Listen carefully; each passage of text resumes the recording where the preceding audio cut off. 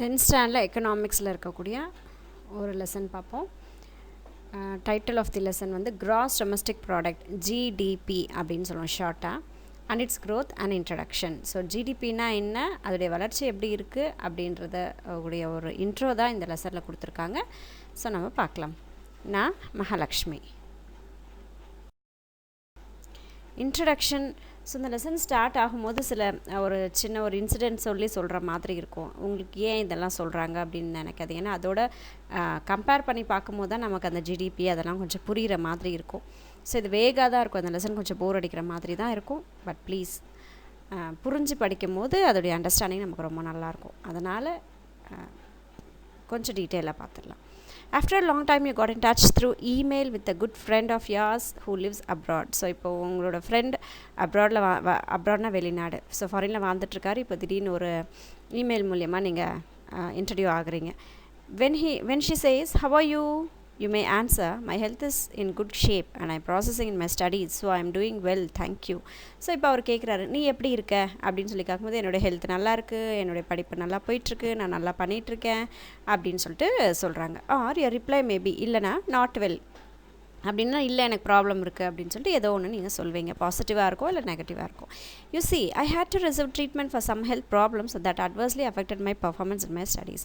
So நான் நல்லா இல்லை, எனக்கு நிறைய ஹெல்த் ப்ராப்ளம்ஸ் இருக்குது, அதனால் என்னுடைய ஸ்டடீஸை வந்து பர்ஃபார்மன்ஸ் வந்து ரொம்ப குறைஞ்சிச்சு. இந்த மாதிரி நம்மளுடைய பதில்கள் வந்து இருக்கும். என் ஃப்ரெண்ட் தென் ஆஸ், இப்போ அடுத்த கொஷின் உங்கள் ஃப்ரெண்டு கேட்குறாரு, how is India doing, India எப்படி இருக்குது, அதோடைய வளர்ச்சி எப்படி இருக்குது அப்படின்னு சொல்லி உங்கள் ஃப்ரெண்ட் இப்போ ஒரு கொஷின் கேட்குறாருன்னு வச்சுக்கோங்களேன்.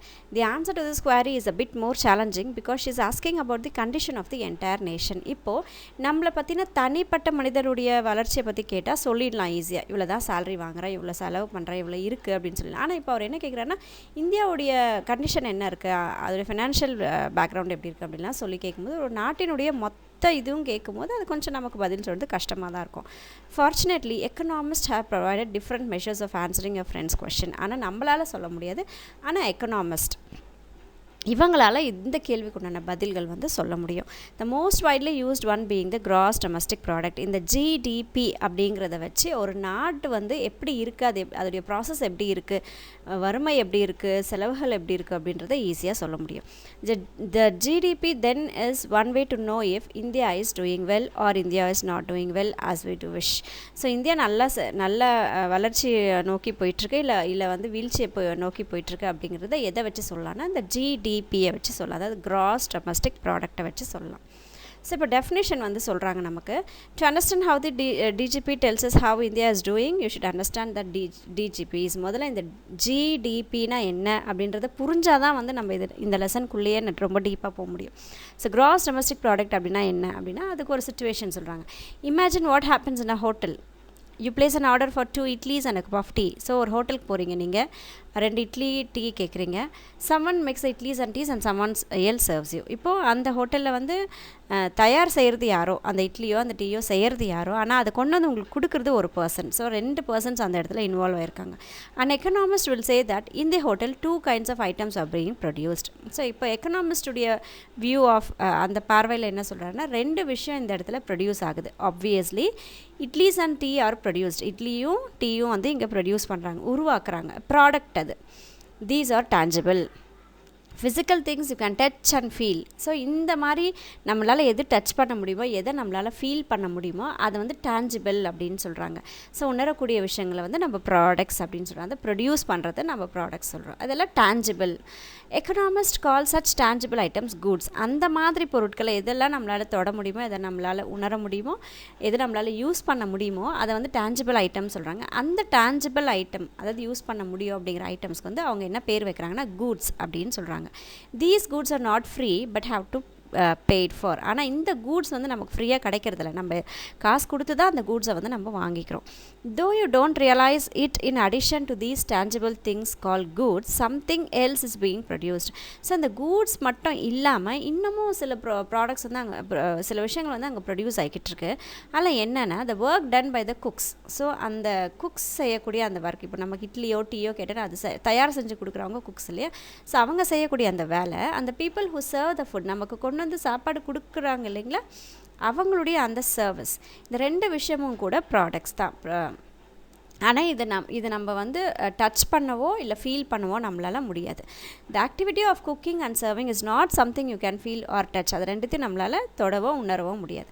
Such activities are called non tangible. So இந்த மாதிரியான ஆக்டிவிட்டீஸை நம்ம என்ன சொல்கிறோன்னா நான் டேஞ்சிபிள், அதாவது பயன்படுத்த முடியாத, நம்மளே எடுத்துக்க முடியாத சில விஷயம், அதாவது நான் டேஞ்சிபிள் சொல்கிறோம். But are nevertheless crucial for you to enjoy the food. ஆனால் அந்த சர்வீஸ் இல்லாமல் அந்த ஃபுட்டை வந்து நம்மளால் டேஸ்ட் பண்ண முடியாது. அதுதான் ப்ராடக்ட் சொல்கிறோம். So economist call such activities as services. So அந்த மாதிரி ஆக்டிவிட்டீஸை வந்து சர்வீசஸ்ன்னு சொல்கிறோம். ஸோ இந்த ஜிடிபியில் நம்ம முக்கியமாக தெரிஞ்சுக்க வேண்டியது கூட்ஸுன்னு ஒன்று சொல்கிறாங்க, சர்வீசஸ்ன்னு ஒன்று சொல்கிறாங்க. கூட்ஸ் அப்படின்றது நம்மளால் வந்து டச் பண்ண முடியும், உணர முடியும். ஆனால் சர்வீசஸை வந்து நம்மளால் டச் பண்ணி பார்க்க முடியாது, உணர முடியாது. As in the case of goods, these and other services are not free but have to be paid for. So எப்படி கூட்ஸ்க்கு வந்து நம்ம பே பண்ணி தான் வாங்கி யூஸ் பண்ணுறோமோ, அந்த மாதிரி இந்த சர்வீசஸை கூட நம்ம பே பண்ணி தான் வாங்கி தான் யூஸ் பண்ணிக்கிட்டு இருக்கோம். அது என்ன டீப்பாக இந்த லெசனுக்குள்ளே போகும்போது புரியும். வாட் ஹேப்பன்ஸ் எவ்ரிடே இந்த hotel happens nation wide. So ஹோட்டலில் இந்த நடக்கக்கூடிய இந்த கூட்ஸும் சர்வீசஸும் ஹோட்டலில் நடக்கக்கூடிய இந்த விஷயம் நம்ம நாடு முழுக்க நடந்துக்கிட்டே தான் இருக்குது. Goods and services R produced and paid for and this what the GDP measures.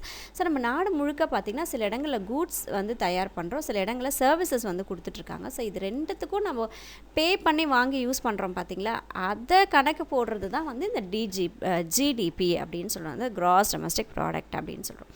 So இப்போ டெஃபினிஷன் என்ன கொடுக்குறாங்க, ஜிடிபிக்கு என்ன டெஃபினிஷன் கொடுக்குறாங்கன்னா, is the market value of all the final goods and services produce in the country during a time period.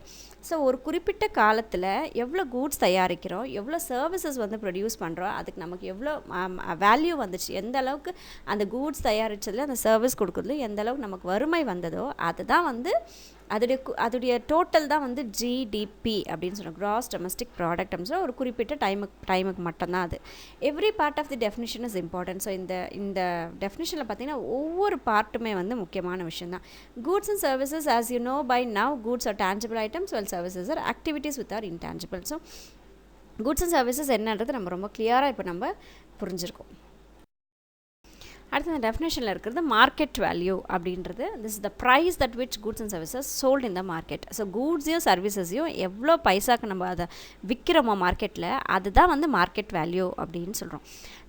The GDP measures all the goods and services produce இந்த country. So நம்ம நாட்டில் produce ஆகிருக்கக்கூடிய எல்லா goods and சர்வீசஸுடைய அந்த amount தான் வந்து நம்ம ஜிடிபின்னு சொல்கிறோம். For this we have to add all the goods and services produce. So நாட்டில் ஏற்படக்கூடிய மொத்த கூட்ஸையும் அங்கே சர்வீஸாக இருக்கக்கூடிய அந்த விஷயத்தை நம்ம பணம் கொடுத்து வாங்குறதையும் நம்ம வந்து ஜிடிபின்னு சொல்கிறோம். However a nation produces a wide range of goods like rice, shoes, train, milk, clock, books, bicycles. இது எல்லாத்தையுமே நம்ம ப்ரொடியூஸ் பண்ணுறோம். If only the quantities are taken into account, there is no meaningful way to add these up. So வெறும் எத்தனைன்றதை மட்டும் நம்ம எண்ணிட்டோம் அப்படின்னா அங்கே மீனிங்ஃபுல்லாகவே இருக்காது அந்த அக்கௌண்ட்டுக்கு. For example, how do you add 1000 liters of milk with 500 clocks? So இப்போ 1000 liters மில்கையும் நம்ம 500 clocks-ஐயும் எப்படி நம்மளால் ஆட் பண்ண முடியும்? Likewise, there is no meaningful way to add the quantities of services since a wide range of services are produced. அதே மாதிரி எத்தனை service கொடுத்துருக்காங்க அப்படின்றத நம்ம கவுண்ட் பண்ண முடியாது. ஏன்னா நிறைய சர்வீசஸில் நிறைய விதமான சர்வீசஸ்லாம் இருக்குது. ஸோ அதை வச்சு நம்மளால் சொல்ல முடியாது. such as the work done by doctors, police, fire brigade, teachers, bus drivers and district collectors. இவங்க எல்லாமே செய்யக்கூடிய இந்த வேலைகளை தான் வந்து சர்வீஸ் அப்படின்னு சொல்கிறோம். இதை வந்து எத்தனைன்னு சொல்லி நம்மளால் எண்ணி சொல்ல முடியாது. குவான்டிட்டின்னா இங்கே எத்தனைன்றது அர்த்தம். When we cannot add the quantity of one type of good with another type of good or one type of service with another type of service, certainly there is no sensible way. So எத்தனை கூட்ஸ்ன்றதை ஒரு கூட்ஸையும் இன்னொரு கூட்ஸையும் ஒரே மாதிரி நம்ம கணக்கு போட முடியாத மாதிரி சர்வீசஸ் எப்படி வந்து எல்லா விதமான டாக்டரையும் டீச்சர்ஸ் செய்யக்கூடிய சர்வீஸ், போலீஸ் செய்யக்கூடிய சர்வீஸ் எல்லாத்தையும் 1 2 3 நம்மளால் எப்படி கவுண்ட் பண்ணோம், அதாவது ஒரே லெவலாக வச்சு கவுண்ட் பண்ண முடியலன்னும் போது அப்போ அதில் ஒரு மீனிங்ஃபுல்லாகவே அதில் இருக்காது. How would we add the quantity of milk produced in the country with the services produced by the teachers? So மாடு எவ்வளோ பால் கொடுத்துச்சுன்றதும் டீச்சர்ஸ் எவ்வளோ சர்வீஸ் கொடுத்துருக்காங்கன்றதையும் நம்மளால் கவுண்ட் பண்ண முடியாது. ஸோ இந்த மாதிரி இம்பேலன்ஸ் இருக்கும்போது எப்படி ஜிடிபியை வந்து கணக்கு போடுறாங்க அப்படின்றத சொல்கிறாங்க. த குவான்டிட்டி, அதாவது எண்ணிக்கையை வச்சு மட்டுமே ஜிடிபியை கணக்கு போட முடியாது அப்படின்றத இந்த இது வந்து நமக்கு சொல்லுது. The GDP solves this problem by measuring the goods and services in the currency of India, which is the rupee in the case of India. So இந்த ஏற்றத்தாழ்வு வரக்கூடாது. எண்ணிக்கையை வச்சு நம்மளால் சொல்ல முடியாது. 1 2 3ன்னு சொல்லிட்டு கூட்ஸ் அண்ட் சர்வீசஸும் எண்ணியெல்லாம் சொல்ல முடியாது. அப்போது ஈக்குவலாக இருக்காது அப்படின்றதுக்காக நம்ம எக்கனாமிஸ்ட் என்ன சொல்கிறாங்க அப்படின்னா, கரன்சியை வச்சு இதை வந்து கூட்ஸாக இருந்தாலும் சரி, சர்வீசஸாக இருந்தாலும் சரி, எவ்வளோ அதிலிருந்து வருமானம் எவ்வளோ ஈட்டிருக்கோ அதை வச்சு தான் வந்து நம்ம ஜிடிபியை வந்து கணக்கு போடுறாங்க. இந்தியாவை பொறுத்த வரைக்கும் அதை எதை வச்சு கணக்கு போடுறாங்கன்னா, ருப்பி, நம்மளுடைய பைசா, நம்மளுடைய கரன்சியுடைய பேர் வந்து ருப்பி சொல்கிறோம். ஸோ அதை வச்சு தான் நம்ம கணக்கு போடுறோம்.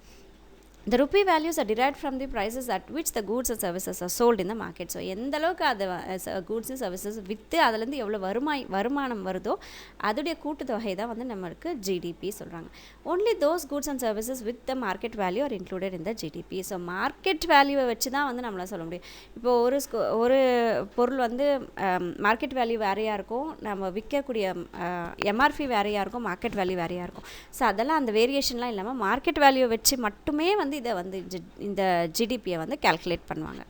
This implies that unless a goods or services is sold in the market, it is not included in the GDP. So இப்போது இந்த கூட்ஸாக இருந்தாலும் சரி, சர்வீஸாக இருந்தாலும் சரி, மார்க்கெட்டில் விற்று அதிலிருந்து பணம் வந்தால் மட்டும்தான் வந்து இதை ஜிடிபியில் சேர்த்துவாங்க. இல்லை அப்படின்னா இதை ஜிடிபியில் சேர்த்த மாட்டாங்க. இதுக்கு ஒரு எக்ஸாம்பிள் என்ன சொல்கிறாங்க அப்படின்னா, if you pay ₹50 to get a manuscript typed in the computer center, the service is included in the GDP. இப்போ நீங்கள் கம்ப்யூட்டர் சென்டரில் போய்ட்டு ஒரு பக்கத்தை பிரிண்ட் பண்ணி கொண்டு வரீங்க, அதுக்கு நீங்கள் ஒரு ₹50 கொடுக்குறீங்கன்னு வச்சுக்கோங்களேன். அதை வந்து ஜிடிபியில் சேர்த்துக்குவாங்க.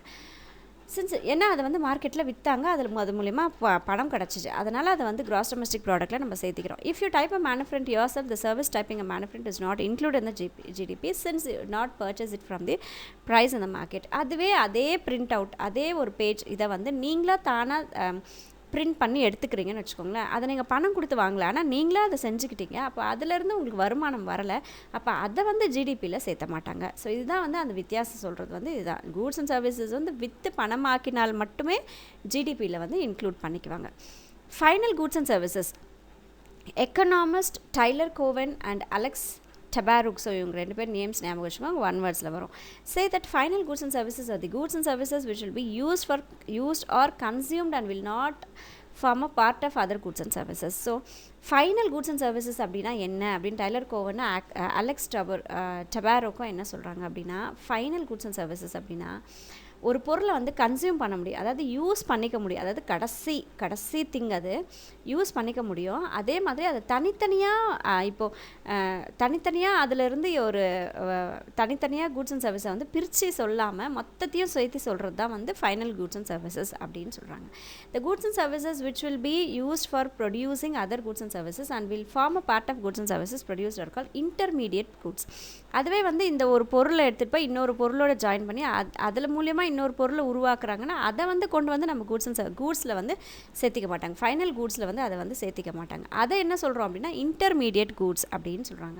ஸோ நடுநிலையாக இருக்கக்கூடிய கூட்ஸ், அதுக்கு வந்து ஜிடிபி வந்து சேர்க்க மாட்டாங்க. ஸோ ஃபைனலாக அவ்வளோதான், இதை மார்க்கெட்டில் கொண்டு போய் விற்க போகிறோம், இது மூலமா இன்னொரு ப்ராடக்ட் வந்து உருவாக போகிறது இல்லை அப்படிங்கிற பட்சத்தில் தான் அது வந்து ஃபைனல் கூட்ஸ் அண்ட் சர்வீசஸ் அப்படின்னு சொல்கிறாங்க.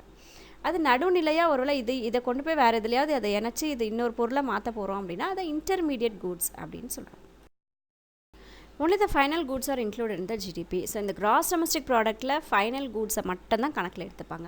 Intermediate goods are not counted in calculating the GDP because the value is include in the final goods. ஆனால் அதுவே இன்டர்மீடியட் ப்ராடக்ட் இது மூலமாக இன்னொரு பொருளை உருவாக்க போகிறாங்க அப்படின்னா அதை வந்து ஜிடிபியில் சேர்த்திக்க மாட்டாங்க. ஏன்னா அதுக்கு அடுத்து ஃபைனல் கூட்ஸாக அது உருவாகி அது மக்கள் யூஸ் பண்ணுற இடத்துல மட்டும்தான் அதோடைய இதை ஜிடிபியில் வந்து சேர்த்துவாங்க. So if the intermediate goods are included in the GDP it will result in what is called double counting. ஒருவேளை நடுவில் இருக்கக்கூடிய அந்த பொருளுக்கும் ஒரு ஜிடிபி கால்குலேட் பண்ணி அதை எடுத்துகிட்டு போய் இன்னொரு பொருளை யூஸ் பண்ணி அது ஒரு ஃபைனல் ப்ராடக்டாக இருந்து அதையும் கொண்டு வந்து நம்ம யூஸ் பண்ணுறோம் அப்படின்னா அதுலேருந்து வரக்கூடிய வருமானத்தை நம்ம கவுண்ட் பண்ணும்போது அது டபுள் கவுண்டிங்காக வந்துடும் அப்படின்றாங்க. ஃபார் எக்ஸாம்பிள் என்ன சொல்கிறாங்கன்னா, cup of tea put in a hotel is the final good because it is consumed and does not form a part of producing something else. இப்போ நம்ம ஹோட்டலில் ஒரு கப் ஆஃப் டீ நம்ம கொடுக்குறாங்கன்னா அது வந்து ஃபைனல் ப்ராடக்ட். அந்த கப் ஆஃப் டீ நம்ம கொடுக்கும்போது நம்ம அதை குடிச்சிருவோம், அதுலேருந்து இன்னொரு பொருளை நம்ம உருவாக்க போகிறதில்ல. ஸோ அது வந்து ஃபைனல் குட் அப்படின்னு சொல்கிறாங்க. So the market value of the cup of tea being a final product is include in the GDP. So அந்த கப் ஆஃப் டீ உடைய அந்த பணத்தை வந்து ஜிடிபியில் சேர்த்துப்பாங்க. Sugar which is mixed in the tea is an intermediate good because it is used in the making tea and forms a part of the tea served. அதே sugar வந்து இப்போ அதில் ஆட் பண்ணியிருப்பாங்க இல்லைங்களா. ஸோ அந்த சுகருக்கு தனியாக ஒரு ஜிடிபி, அந்த காஃபி தூளுக்கு ஒரு தனியாக ஒரு டீ தூளுக்கு ஒரு தனியாக ஜிடிபி, அவங்க கொண்டு வந்து கொடுத்தவங்களுக்கு ஒரு தனியாக ஜிடிபின்னு சேர்த்த மாட்டாங்க. ஏன்னா எல்லாம் ஒன்றா சேர்ந்து தான் அந்த கப் ஆஃப் டீக்கு வந்து கொடுத்துட்றோம். ஸோ இங்கே சுகர் அப்படின்றது இன்டர்மீடியட் குட், டீன்றது இன்டர்மீடியட் குட்ஸ். ஸோ அந்த மாதிரி குட்ஸுக்கெலாம் வந்து ஜிடிபியில் கணக்கு சேர்த்த மாட்டாங்க. இதான் வந்து இன்டர்மீடியட் குட்க்கும் ஃபைனல் குட்ஸ்க்கும் இருக்கக்கூடிய ஒரு வித்தியாசம். Suppose tea is prized ₹10 a cup of which the value of sugar used is 2. So ஒரு இப்போ கப் ஆஃப் டீ வந்து ₹10 இருக்குன்னு வச்சுக்கோங்களேன். அதில் சுகர் வந்து ₹2 அப்படின்னு இருக்கும். ஸோ ஏற்கனவே இந்த சுகருடைய ரேட் வந்து அதில் சேர்த்தி தான் கப் ஆஃப் டீயுடைய ரேட்டை வந்து சொல்கிறதுனால அதில் இன்டர்மீடியட்டாக நடுவில் இருக்கக்கூடிய அந்த பொருளுடைய ரேட்டையும் மறுபடியும் ஆட் பண்ணிவிட்டு அது டபுள் கவுண்டிங் அப்படின்னு வந்துடும். So the price of the cup of tea includes the two price of the spoons of sugar. So sugar உடைய காசும் அந்த ₹10 சேர்த்திட்டு இருக்காங்க. If this value of sugar is included in the GDP, it will be counted twice. as a spoon of sugar and again as a part of cup of the tea. So இதை வந்து ரெண்டாக count பண்ண மாட்டாங்க. This is double counting. ஒரு double counting அப்படின்றது என்னன்னு 2 marks 3 marks கேட்டாலும் கேட்பாங்க. And to avoid it, the intermediate goods like sugar are excluded from GDP. So sugar உடைய காஸ்ட் வந்து இதில் GDPயில் சேர்த்த மாட்டாங்க. Should the market value of utensils used to brew the tea be included in the GDP? ஒருவேளை இந்த பொருளெல்லாம் இருக்குல்ல, இந்த பாத்திரங்கள்லாம் யூஸ் பண்ணாங்களா டீ போடுறதுக்கு உண்டான அந்த வடிகட்டி, டம்ளர்ஸ், ப்ராய்லர்ஸ்லாம் இதெல்லாம் கூட ஜிடிபியில் சேர்த்துவாங்களா? You may argue that since the utensils are brought not as a final goods but to produce tea. So வந்து நீங்கள் ஆர்கியூ பண்ணலாம், இந்த பொருளெல்லாம் வந்து டீ கப் ஆஃப் டீலேயே அதை சேர்த்திருப்பாங்களா, இதுக்கு தனியாக ஜிடிபி போட போகிறாங்க அப்படின்னு வந்து நம்ம ஆர்கியூ என்ன பண்ணலாம். They are intermediate goods and so they should not be included the GDP. அதுவும் கூட இன்டர்மீடியட் ப்ராடக்ட்ஸ் தான், அதனால் அதையும் வந்து ஜிடிபியில் சேர்த்த மாட்டாங்க. However, the utensils unlike sugar do not form a part of final goods. So அந்த பாத்திரங்கள் வந்து ஃபைனல் குட்ஸில் சேர்த்த மாட்டாங்க. டீ வந்து ஃபைனல் கூட அதை நம்ம யூஸ் பண்ணிக்கிட்டோம், ஆனால் அதில் இருக்கக்கூடிய சுகரோ இல்லை வந்து யுட்டென்சில்ஸோ வந்து ஃபைனல் குட்டில் சேர்த்தாது. For this reason they should be include in the GDP. So அதனால தான் பார்த்திங்க அப்படின்னா ஜிடிபியில் இதை வந்து சேர்த்துறாங்க. Then national income. ஸோ ஒரு ஒட்டுமொத்த நாட்டுடைய இன்கம்மை வந்து எப்படி கணக்கு போடுறாங்க அப்படின்னா இங்கே நமக்கு சில இது வந்து சொல்லியிருக்காங்க. National income is the measure of the total value of goods and services produced by an economy over a period of time, normally year. ஒவ்வொரு வருஷமும் ஒரு நாட்டுடைய வருமானம் அப்படின்றதுனா டோட்டலாக எவ்வளோ கூட்ஸ் எவ்வளோ சர்வீசஸ் வந்து ப்ரொடியூஸ் பண்ணியிருக்கோ அதுலேருந்து வருமானம் எவ்வளோ ஈட்டிருக்கு ஒரு வருஷத்தில் அப்படின்னு சொல்கிறது தான் வந்து நேஷ்னல் இன்கம் அப்படின்னு சொல்கிறோம். Commonly national income is called as gross national product. So நாட்டினுடைய வறுமை அப்படின்றது என்ன சொல்கிறாங்கன்னா ஜிஎன்பி, இங்கே நம்ம பார்த்தது கிராஸ் டொமஸ்டிக் ப்ராடக்ட்னு படித்தோம், ஆனால் இது நேஷ்னல் ப்ராடக்ட். ஜிஎன்பின்றது gross national product or national dividend அப்படின்னு சொல்கிறாங்க. So various terms associate with the measuring of national income. So national இன்கம்மை மெஷர் பண்ணுறதுல பல டேர்ம்ஸ் சொல்லியிருக்காங்க, அதெல்லாம் என்னென்னு பார்க்கலாம். கிராஸ் நேஷ்னல் ப்ராடக்ட் ஜிஎன்பி சொன்னோம் இல்லைங்களா, ஸோ அதை எப்படி கால்குலேட் பண்ணுறாங்கன்றத சொல்கிறாங்க பாருங்கள். Gross national product is a total value of goods and services. So ஜிஎன்பின்றது கூட்ஸ் அண்ட் சர்வீசஸ் டோட்டல் வேல்யூன்னு ஏற்கனவே சொல்லிட்டோம் இல்லைங்களா. produced an income received in a year by domestic residents of the country. So நம்ம கண்ட்ரியில் வாழக்கூடிய மக்கள்கிட்டேருந்து எவ்வளோ இன்கம் வந்துடுது இந்த கூட்ஸ் அண்ட் சர்வீசஸ் விற்கிறதுனால அதுதான் வந்து ஜிஎன்பின்னு சொல்கிறாங்க. It includes profits earn from capital invested abroad.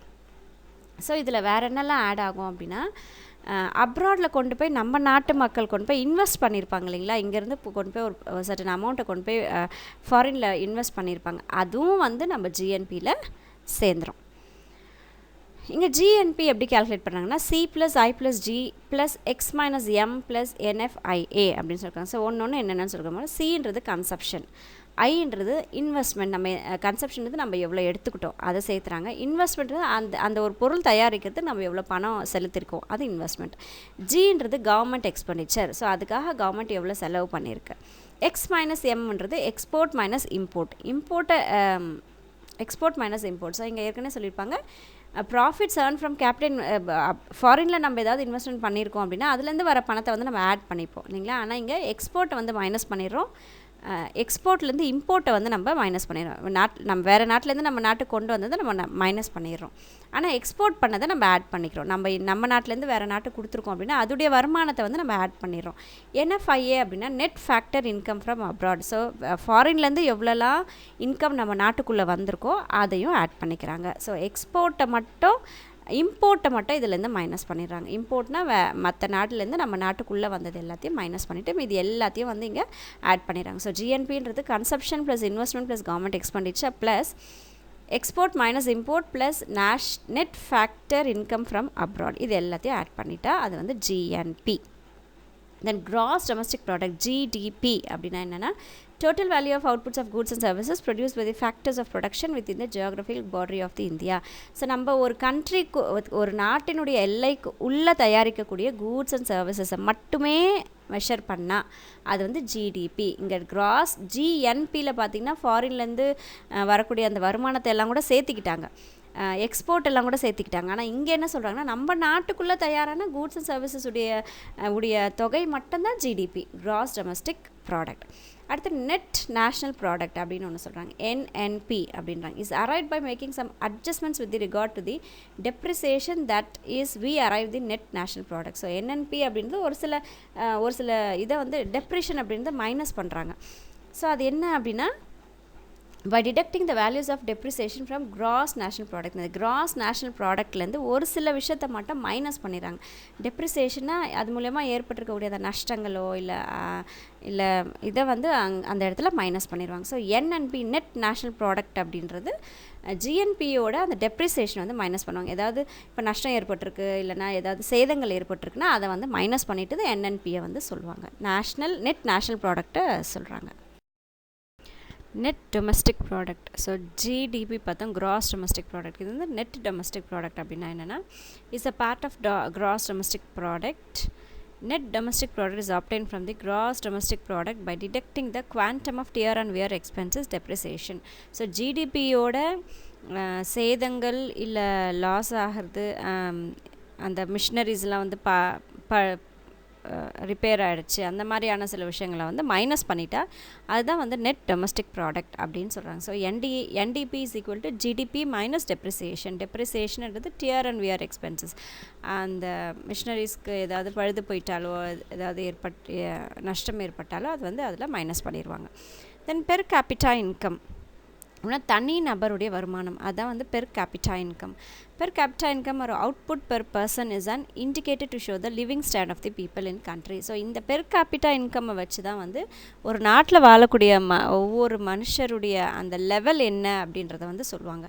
It is obtain by dividing the national income by the population of the country. So இது எப்படி இந்த பெர் கேபிட்டா இன்கம் எப்படி கால்குலேட் பண்ணுறாங்க அப்படின்னா நாட்டினுடைய அந்த மொத்த வறுமை என்ஐ சொல்லுவோம், நேஷ்னல் இன்கம் சொல்கிறோம், அதோட அந்த நாட்டோட மொத்த பாப்புலேஷனையும் டிவைட் பண்ணிட்டாங்க அப்படின்னா அதுதான் வந்து per capita income. Personal income. So ஒரு தனி நபருடைய இன்கம் எவ்வளோ, அங்கே பார்த்தது வந்து மொத்த வருமானத்தையும் மொத்த பாப்புலேஷனையும் வச்சு, ஏன்னா ஒரு நபர் அதிகமாக சம்பாதிக்கலாம், ஒரு நபர் கம்மியாக சம்பாதிக்கலாம். ஆனால் அதெல்லாம் அதில் கேல்குலேட் பண்ணாமல் பெர் கேபிட்டா இன்கம்ன்றது ஜென்ரலாக எல்லாருக்கும் சொல்கிறது. இந்த பர்சனல் இன்கம்ன்றது ஒவ்வொருத்தரும் தனிப்பட்ட முறையில் எவ்வளோ சம்பாதிக்கிறாங்க, அதுதான் வந்து personal income. Is it total money income received by individuals and households of the country. So ஒவ்வொரு தனி மனிதருடைய இன்கம் என்ன அப்படின்னு சொல்கிறது தான் வந்து personal income from all possible sources before direct taxes. Therefore personal income can be expressed as follows. So direct taxes எல்லாம் கட்டுறதுக்கு முன்னாடி எவ்வளோ மொத்த வருமானம் அவங்க எவ்வளோ ஈட்டியிருக்காங்க, அதுதான் வந்து personal income. So personal income is equal to NI national income corporate income taxes minus. So டோட்டலாக அந்த கார்ப்பரேட்டோட இன்கம் எவ்வளோ, அதோட வந்து அன்டிஸ்ட்ரிபியூட்டட் கார்ப்பரேட் ப்ராஃபிட்ஸ், அந்த ப்ராஃபிட்ஸ் எல்லாம் வந்து அதில் மைனஸ் பண்ணிட்டு அதோட சோஷியல் செக்யூரிட்டி கான்ட்ரிபியூஷன் அப்படின்னு சொல்லிட்டு ஒன்று கொடுக்கணும். ஸோ அதையும் வந்து அதில் மைனஸ் பண்ணிடுறாங்க.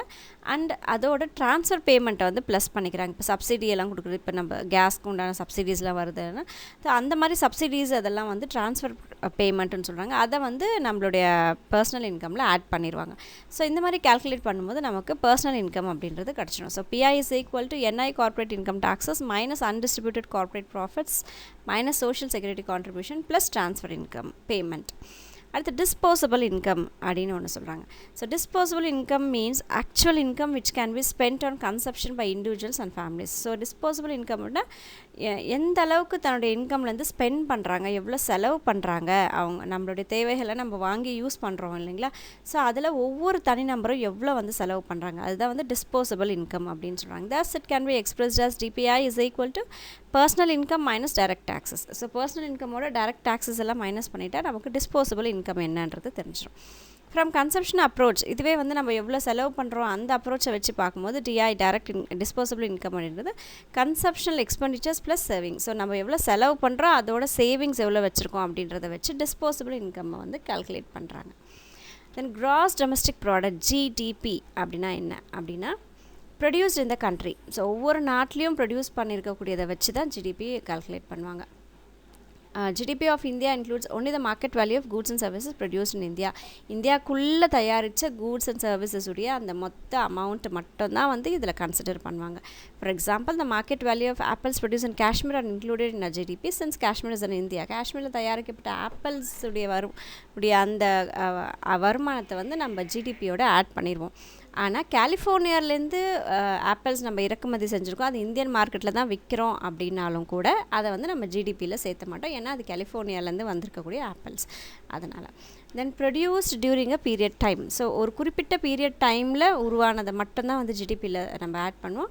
த GDP of a country measures the market value of goods and services produced only during the specific period time. So ஒரு குறிப்பிட்ட பீரியட் டைமில் மட்டுமே ப்ரொடியூஸ் ஆகிருக்கக்கூடிய கூட்ஸ் அண்ட் சர்வீசஸை மட்டும் கணக்கு போடுறது தான் வந்து GDP. The goods and services produced in early periods are not included. So அந்த ஜிடிபி கேல்குலேட் பண்ணுறதுக்கு முன்னாடி இருக்கக்கூடிய அந்த வருமானத்தை வந்து பின்னாடி வரக்கூடிய அந்த பீரியடில் வந்து சேர்த்த மாட்டாங்க.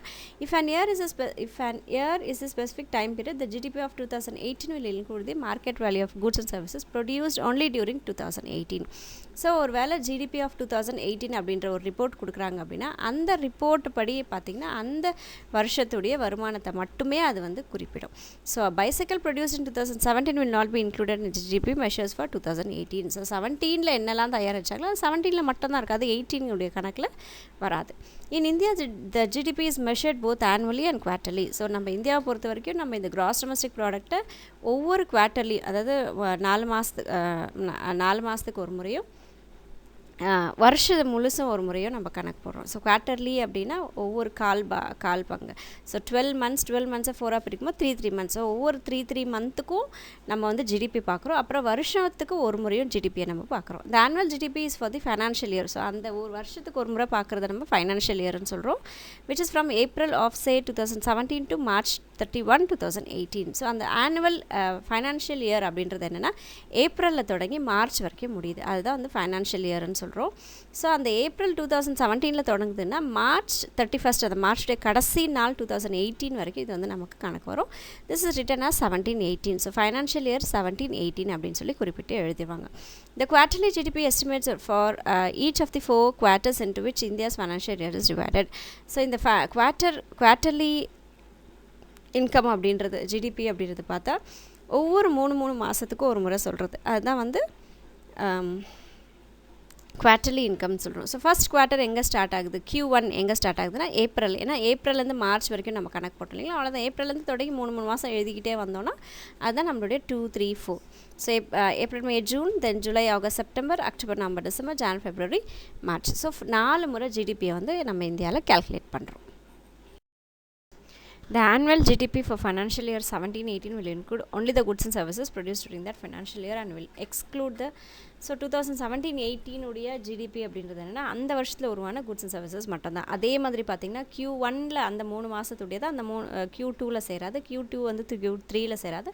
ஸோ அந்தந்த குவார்ட்டர் ஃபைனான்ஸ் தான் அந்தந்த குவார்ட்டர் ஃபைனான்ஷியல் இயர் தான் அந்தந்த குவார்ட்டர் ஃபைனான்ஷியல் இயர்ஸ் மட்டும்தான் வந்து குறிப்பிடும்.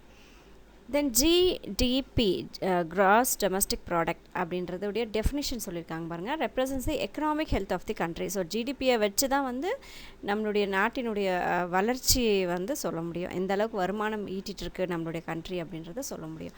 It represents sum of countries production which consist of all purchase of goods and services use by individual firms, foreigners and the governing bodies. So இது எதை வச்சு சொல்லுது அப்படின்னா தனி நபர் வாங்கியிருந்தாலும், ஒரு பெரிய கம்பெனி வாங்கியிருந்தாலும், ஃபாரினர்ஸ் பர்ச்சேஸ் பண்ணியிருந்தாலும், இல்லை கவர்மெண்ட் பாடிஸ் பர்ச்சேஸ் பண்ணியிருந்தாலும், எந்த ஒரு பர்ச்சேஸாக இருந்தாலும் கூட அது எல்லாத்தையுமே சேர்த்து வச்சு சொல்லும். அதான் வந்து கிராஸ் டொமஸ்டிக் ப்ராடக்ட் அப்படின்னு சொல்கிறோம். The monetary value of all the finished goods and services produce within a country's border in a specific period time. So அந்த ஒரு குறிப்பிட்ட காலத்தில் என்னெல்லாம் பர்ச்சேஸ் பண்ணியிருக்கோம் எல்லாரும் அப்படின்றத வச்சு தான் வந்து ஜிடிபியை வந்து கால்குலேட் பண்ணுறாங்க.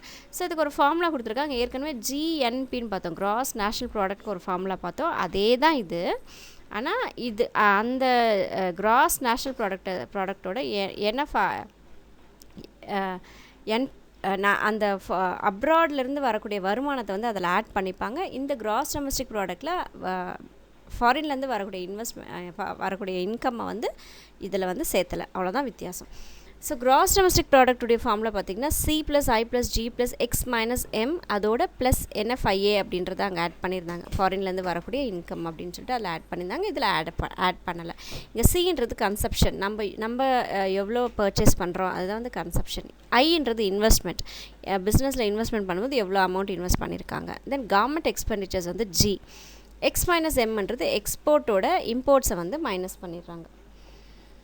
So methods of GDP calculating. So இந்த கிராஸ் டொமஸ்டிக் ப்ராடக்ட்டை வந்து எப்படியெல்லாம் வந்து கேல்குலேட் பண்ணுறாங்க அப்படின்னு சொன்னால் ஒரு 3 அப்ரோச் கொடுத்துருக்காங்க. 3 விதமாக இதை வந்து கேல்குலேட் பண்ணுவாங்க அப்படின்னு சொல்லியிருக்காங்க. ஸோ ஃபஸ்ட்டு பார்த்திங்கன்னா எக்ஸ்பெண்டிச்சர் அப்ரோச் அப்படின்னு சொல்லியிருக்காங்க. இந்த மெத்தடில் GDP is measured by adding the expenditure of all the financial goods and services produce in the country. So அந்த குறிப்பிட்ட கால டைமில் எவ்வளோ ஃபைனான்ஸ் குட்ஸ் அண்ட் சர்வீசஸை வந்து செஞ்சுருக்காங்க, எவ்வளோ வருமானம் அதிலேருந்து ஈட்டிருக்கு அப்படின்றத வச்சு தான் வந்து இதை சொல்லுவாங்க. The different types of expenditure are shown in this equation. So different types of expenditures எல்லாத்தையும் ஆட் பண்ணால் அதுதான் வந்து எக்ஸ்பெண்டிச்சர் அப்ரோச் அப்படின்னு சொல்கிறாங்க. அதுக்கு ஃபார்முலா கொடுத்துருக்காங்க. Y = C+I+G+X-A. ஸோ நம்ம அந்த கிராஸ் டொமஸ்டிக் ப்ராடக்ட்க்கு என்ன ஃபார்முலா பார்த்தோமோ அதே தான் வந்து இந்த எக்ஸ்பெண்டிச்சர் அப்ரோச்சுடைய ஃபார்முலா. அடுத்து இன்கம் அப்ரோச் அப்படின்னு சொல்கிறாங்க. எக்ஸ்பெண்டிச்சர்ன்றது செலவு பண்ணுறது, நம்ம எவ்வளோ பொருள் வாங்கியிருக்கோம் அது செலவு பண்ணுறதை வச்சு. ஸோ இது இன்கம்மை வச்சு பண்ணும்போது earnings of the men and women who are involve in producing the goods and services. So எவ்வளோ மனிதர்கள் வந்து மனுஷங்க வந்து எவ்வளோ சம்பாதிச்சிருக்காங்க அதை வச்சு சொன்னால் அது இன்கம் ப்ராஜெக்ட். எக்ஸ்பெண்டிச்சர் வந்து எவ்வளோ செலவு பண்ணியிருக்காங்கன்றதை வச்சு கால்குலேட் பண்ணுறது. இன்கம் அப்ரோச்ன்றது எவ்வளோ வருமானம் ஈட்டியிருக்காங்க அப்படின்றத வச்சு வந்து கால்குலேட் பண்ணால் அது இன்கம் அப்ரோச் அப்படின்னு சொல்கிறாங்க. ஸோ இதுக்கு ஃபார்முலா என்னென்னா வேஜஸ், சம்பளம் கொடுக்குறாங்க இல்லையா, அது ரெண்ட், வீடு வாடகை கட்டுறது, இன்ட்ரெஸ்ட் கட்டுறது, அதில் ஒரு பொருளை விற்றதுலேருந்து வரக்கூடிய ப்ராஃபிட், இதெல்லாம் ஆட் பண்ணும்போது அது இன்கம் அப்ரோச் அப்படின்னு சொல்கிறாங்க. So Y = wages plus rent plus interest plus profit, இதை பண்ணால் அது இன்கம் அப்ரோச் அப்படின்றாங்க. அடுத்து வேல்யூ ஆடட் அப்ரோச் அப்படின்னு ஒரு அப்ரோச் இருக்குது. அது என்னென்னா cup of tea serve to the hotel is a final goods. ஒரு நம்ம ஹோட்டலில் போய் டீ குடிச்சா அது ஃபைனல் குட்ஸ்னு ஏற்கனவே படித்தோம் இல்லைங்களா. So goods use to produce it, tea, powder, milk, sugar R intermediate goods in the form the part of the final. So already தெரியும் நம்ம இந்த சுகர், மில்க், டீ பவுடர் எல்லாமே intermediate products தான். ஃபைனல் ப்ராடக்ட்னு பார்த்தா cup of tea மட்டும் தான் இல்லைங்களா. One way to measure the market value of cup of tea is to add the value produced by each intermediate good used to produce it. So ஒரு வகையில் GDP எப்படி calculate பண்ணலாம் அப்படின்னா, இந்த intermediate products எல்லாம் வந்து தயாரிக்கிறதுக்கு அவங்க எவ்வளோ செலவுகள் பண்ணாங்க, அதுக்கு ஒரு வேல்யூ ஆட் பண்ணாங்க, அதுதான் வந்து வேல்யூ ஆடட் அப்ரோச் அப்படின்னு சொல்கிறாங்க. Each intermediate goods, tea powder, milk, sugar அல்லது final output of the. So அதோடைய மொத்த இன்டர்மீடியட் ப்ராடக்ட்ஸுடைய மொத்த வேல்யூவை வச்சு தான் வந்து அந்த ஃபைனல் ப்ராடக்ட்க்கு ஒரு அமௌண்ட் சொல்கிறாங்க. இந்த value added approach, the value added by each intermediate college summed to estimate the value of the final products. So sugar 2 ரூபா, பால் 2 ரூபா, டீ பவுடர் 2 ரூபா, ஸோ அந்த மாதிரி எல்லாத்தையும் ஆட் பண்ணி சொன்னாங்கன்னா அதுதான் வேல்யூ ஆடட் அப்ரோச் அப்படின்னு சொல்கிறாங்க. The sum of the value added approach by all the intermediate goods used in production uses the total value of the final goods produced in the economy. So ஒன்றும் இல்லை, value added approach அப்படின்றது ஒவ்வொரு பொருளுக்கும் தனித்தனியாக amount போட்டு அதோடைய total, அதுதான் வந்து வேல்யூ ஆடட் அப்ரோச் அப்படின்னு சொல்கிறோம். ஸோ 3 அப்ரோச் இருக்குது. Expenditure, income, value added. எக்ஸ்பெண்டிச்சர்னால் நம்ம எவ்வளோ செலவுகள் பண்ணுறோம் அதை வச்சு, இன்கம்னா எவ்வளோ நமக்கு வருமானம் வருது, வேல்யூ ஆடட்ன்றது ஒரு பொருளுடைய இன்டர்மீடியட் எல்லாத்துக்கும் தனித்தனியாக அமௌண்ட் போட்டு அதோடைய டோட்டல் அது சொல்கிறது தான் வந்து வேல்யூ ஆடட் அப்ரோச் அப்படின்னு சொல்கிறோம்.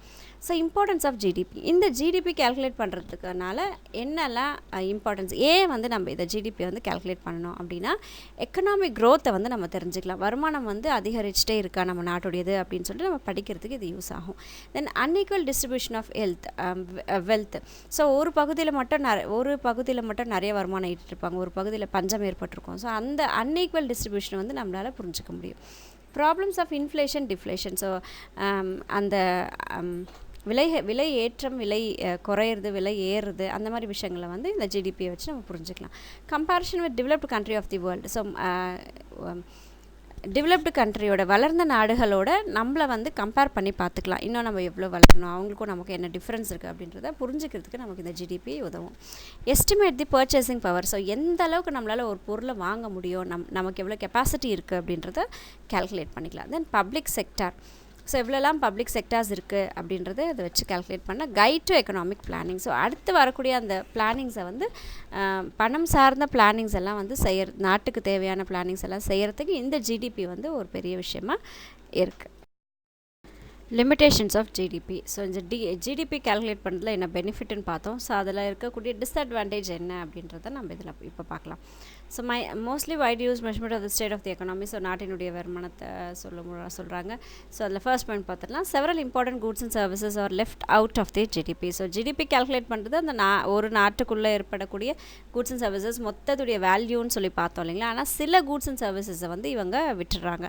ஆனால் என்ன விட்டுருக்காங்க அப்படின்னு பார்த்தா only the goods and services sold in the market. So மார்க்கெட்டில் விற்றுருக்கக்கூடிய கூட்ஸ் அண்ட் சர்வீஸஸோட வேல்யூ மட்டும்தான் இவங்க ஆட் பண்ணுறாங்க. ஆனால் the services provided by the parents to the children is very important, but it is not included in the GDP because it is not sold in the market. So parents வந்து குழந்தைங்களை பார்த்துக்கக்கூடிய அந்த சர்வீஸ்க்கு உண்டான சர்வீஸை வந்து மார்க்கெட்டில் விற்க முடியாது. ஸோ அதை வந்து ஜிடிபியில் கால்குலேட் பண்ணுறதே கிடையாது. ஆனால் முக்கியமான ஒரு சர்வீஸ் வந்து அது. Likewise clean air which is vital for the healthy air. So காற்று நமக்கு க்ளீனாக கிடைக்கக்கூடிய அந்த காற்றை நம்ம ஆட் பண்ணுறதில்ல.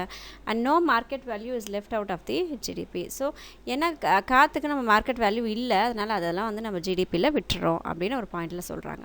GDP measures only quantity but not quality. So GDP வந்து பார்த்திங்கன்னா குவான்டிட்டி எத்தனை இருக்குது 1 2 3 4 5 தான் என்ன தவிர அது குவாலிட்டி எவ்வளோ இருக்குது, எது பெஸ்ட் குவாலிட்டி அப்படிங்கிறத அது ஆட் பண்ணுறதே கிடையாது. In 1970s, schools and banks do not permit the use of ballpoint pens. So 1970s எல்லாம் பார்த்தீங்க அப்படின்னா பால்பாயிண்ட் பெண்ணை யூஸ் பண்ணக்கூடாது அப்படின்னு சொல்லிட்டு ஒரு இது வந்து இருந்தது. This is because the ones available in India were of very poor quality. ஏன்னா இந்தியாவில் கிடச்ச இந்த பால் பென்ஸ் வந்து ரொம்ப மோசமான குவாலிட்டியோடு இருந்ததுனால அதை வந்து யூஸ் பண்ணக்கூடாதுன்னு சொல்லியிருந்தாங்க. Since then not only has there been a substantial increase in the quantity of ball pen produced in India, but their quality has also improved a lot. So அப்போலேருந்து பார்த்திங்கன்னா யூஸ் பண்ணக்கூடிய அந்த எண்ணிக்கை மட்டும் அதிகரிக்கல, அதோடைய குவாலிட்டியும் கூட அதிகரிச்சிருக்கு. ஆனால் அதோடைய குவாலிட்டியை வந்து இந்த ஜிடிபியில் சேர்த்துறது இல்லை. இந்த improvement in quality of goods is very important, but it is not captured with GDP. So ஒரு பொருளுடைய குவாலிட்டி ஏறுதுன்றது ரொம்ப முக்கியமான ஒரு விஷயம், ஆனால் அதை ஜிடிபியில் ஆட் பண்ணுறதே இல்லை. அடுத்த பாயிண்டில் என்ன சொல்கிறாங்கன்னா, GDP does not tell as about the way income is distributed in the country. So GDP வந்து எப்படி அந்த இன்கம் வருமானம் வந்து எப்படி டிஸ்ட்ரிபியூட் பண்ணியிருக்காங்க, நாட்டில் வந்து எப்படி டிஸ்ட்ரிபியூட் ஆகிருக்கு அப்படின்றத சொல்லவே இல்லை. ஒரு சில இடங்களில் வந்து அதிகமான வருமானம் ஈட்டக்கூடிய இடமா இருக்கும், ஒரு சில இடங்களில் ரொம்ப கம்மியான வருமானம் ஈட்டக்கூடிய இடமா இருக்கும். ஸோ அந்த டிஸ்ட்ரிபியூஷன் வந்து இது சொல்கிறதில்ல, ஜிடிபி சொல்கிறதில்ல. The GDP of the country may be growing rapidly but income may be distributed so unequally that only a small percent of amount may be benefitted from it. So ஒரு சில குறிப்பிட்ட இடத்துல இருக்கிறவங்களுக்கு மட்டும்தான் அந்த பெனிஃபிட் வந்து கிடைக்குது, இதை வெளியே சொல்கிறதில்ல. The GDP does not tell us about the kind of life people are living. So எந்த மாதிரியான லைஃப்பை வந்து பீப்புள் வாழ்ந்துட்டுருக்காங்க அப்படின்றத இந்த ஜிடிபி சொல்கிறதில்ல. The high level of per capita real GDP can go hand in with very low health condition of the people. So இந்த per capita income அப்படின்னு சொல்கிறது பார்த்திங்கன்னா மொத்த வருமானத்தோட மொத்த பாப்புலேஷன் சேர்த்து சொல்லும்போது வறுமை ஈட்டாத அவங்களுக்கும் கூட வருமானம் ஈட்டுற மாதிரியான ஒரு சூழல் வந்து இதில் காட்டிருக்காங்க. ஸோ ஹெல்த் கண்டிஷன் ரொம்ப பீப்புளுக்கு லோவாக இருக்கக்கூடிய இடங்கள்லையும் கூட அந்த per capita இது வந்து சொல்லுதே தவிர சரியான ஒரு லைஃப் ஸ்டைலை வந்து சொல்கிறதில்ல. And undemocratic political system, high pollution and high suicide rate. So இதனால் இது எதுவுமே வந்து நம்ம ஜிடிபி சொல்கிறதில்ல. அந்த ஹெல்த் கண்டிஷன் என்ன, அன்டெமோக்ராட்டிக் பொலிட்டிக்கல் சிஸ்டம் எப்படி இருக்குது, பொல்யூஷன் எப்படி இருக்குது, சூசைட் ரேட்ஸ் ஏன் அதிகரிச்சிருக்கு, இந்த மாதிரி விஷயத்தை எதையுமே வந்து ஜிடிபி சொல்கிறதில்ல. Composition of gross domestic product. So இந்த கிராஸ் டொமஸ்டிக் ப்ராடக்ட் நம்ம கால்குலேட் பண்ணுறதுக்கு எங்கே இருந்தெல்லாம் நம்ம எடுத்து கால்குலேட் பண்ணுறோம் அப்படின்னா, Indian economy is broadly divided into 3 sectors. So 3 செக்டாரை வந்து நம்மளோட இந்தியன் எக்கானமியை வந்து பிரிக்கிறோம். அது என்னென்னா அக்ரிகல்ச்சர், அந்த அக்ரிகல்ச்சரை சார்ந்த அலைடு ஆக்டிவிட்டீஸ், அதை சார்ந்து இருக்கக்கூடிய சில ஆக்டிவிட்டீஸ், அடுத்து இண்டஸ்ட்ரி, அடுத்து சர்வீசஸ். ஸோ 3 மட்டும்தான் பிரிச்சிருக்கிறோம். ஒன்று அக்ரிகல்ச்சர், இன்னொன்று இண்டஸ்ட்ரி, இன்னொன்று வந்து சர்வீசஸ்ன்னு சொல்கிறோம். ஸோ அதில் ப்ரைமரி செக்டார்ன்றது agriculture sector.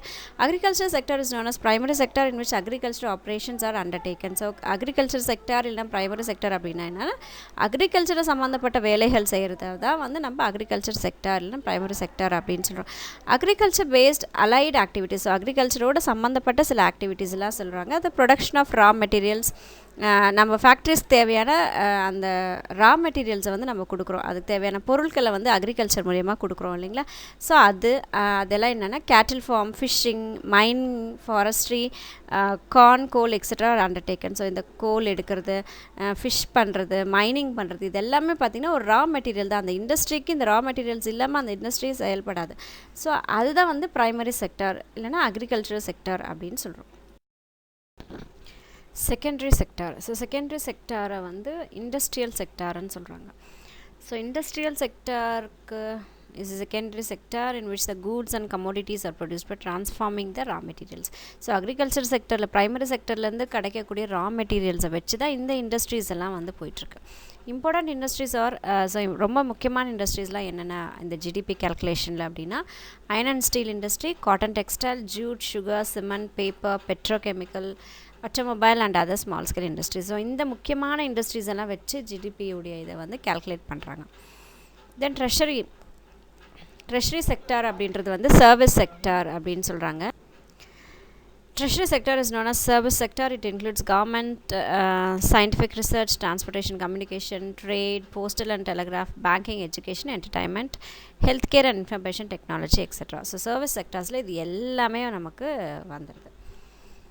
In the 20th century, economists began to suggest that traditional treasury sector could be further distinguished from quaternary and queenary services sectors. So இந்த treasury sector வந்து ரெண்டாக பிரிக்கிறாங்க. ஒன்று வந்து quaternary அப்படின்னு சொல்கிறாங்க, இன்னொன்று வந்து queenary service sectors அப்படின்னு சொல்கிறாங்க. இதை பற்றின டீட்டெயில்ஸ் நிறையா வந்து ஜியாகிரஃபியில் நமக்கு வரும். ஸோ அதில் பார்த்துக்கலாம்.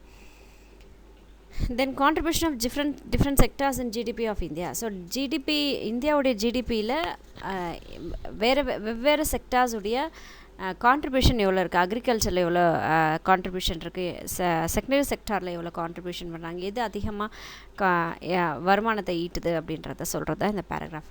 Services sector is the largest sector of India. So இருக்கிற செக்டார்ஸ்லேயே பார்த்தீங்கன்னா கூட்ஸ் அண்ட் சர்வீசஸ் அப்படின்னு ரெண்டு இருக்குது இல்லைங்களா. அதில் அதிகப்படியான ஒரு பங்களிப்பு கொடுக்குறது யாருன்னு பார்த்தீங்கன்னா சர்வீஸ் செக்டார்ஸ் தான்.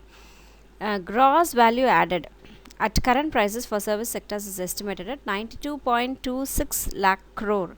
ஸோ சர்வீஸ் செக்டாரில் gross value added அப்படிங்கிற ஒரு இது இப்போ சமயத்தில் இருக்கக்கூடிய கரண்ட் ப்ரைஸை வச்சு கால்குலேட் பண்ணும்போது 92.26 lakh crore வருது 1919 உடைய ஃபைனான்ஷியல் இயரில். Services sectors accounts for 54.40% of total India's GVA gross value added. So service செக்டாருக்கு மட்டும் 54.40% வந்து இருக்குது. Of 169.61 lakh crore Indian rupees. So அதில் அந்த 54.40%ன்றது இந்தியன் ருப்பியில் பார்த்தா 169.61 lakh crore. ஸோ இந்த டீட்டெயில்ஸ், இந்த ஸ்டாட்டிஸ்டிக்ஸ் எல்லாம் வந்து ஒன் ஒர்க்ஸில் கேட்பாங்க. With GVA of $50.43 lakh crore industrial sector contributes. So industrial sector எவ்வளோ கான்ட்ரிபியூட் பண்ணுது அப்படின்னு சொல்லி பார்த்தீங்கன்னா 29.73%. ஸோ பர்சன்டேஜ்லையும் கேட்கலாம், ருப்பீஸ்லையும் கேட்கலாம். ஸோ ருப்பீஸில் கேட்டால் 50.43 lakh crore, பர்சன்டேஜில் கேட்டால் 29.73%. while agriculture and allied sector shares 15.87%. So இப்போ ஒவ்வொரு செக்டாரும் எவ்வளோ அப்படின்றத இந்த 1819 அந்த ஃபைனான்ஷியல் இயரில் வச்சு சொல்லியிருக்காங்க. ஸோ 54.40, 29.73, 15.87. ருப்பீஸில் பார்த்தீங்கன்னா 92.26 lakh crore சொல்லியிருக்காங்க. Then 169.61 lakh crore, 50.43 lakh crore rupees வருது. India is second largest producer of agriculture products. So வேர்ல்டுலேயே பார்த்தீங்க அப்படின்னா அக்ரிகல்ச்சர் ப்ராடக்ட்ஸ் ப்ரொடியூஸ் பண்ணுறதுல இந்தியா வந்து செகண்ட் லார்ஜஸ்ட்டாக இருக்குது.